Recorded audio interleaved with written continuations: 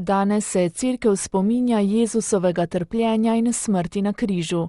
Papež Frančišek je bogoslužje Velikega petka vodil popoldne v vatikanski baziliki svetega Petra. Na začetku obreda je najprej počastil oltar, ki je bil brez križa, svečnikov in prta, ter pred njim legel na obraz. Vsi zbrani verniki so se mu v tišini pridružili v molitvi. Prisluhnilo se je poročilo o trpljenju Jezusa Kristusa iz Janezovega evangelija. Slovesnim prošnjam za vse potrebe pa je sledilo češčenje križa.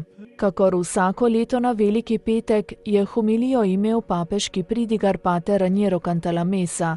Izhajal je iz poziva apostola Pavla: pustite se spraviti z Bogom.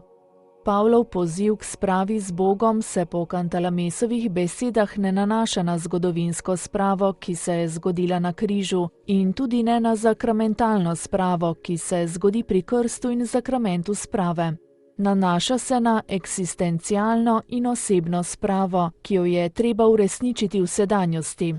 Poziv je namenjen kristjanom v Korintu, a tudi nam, tukaj in zdaj.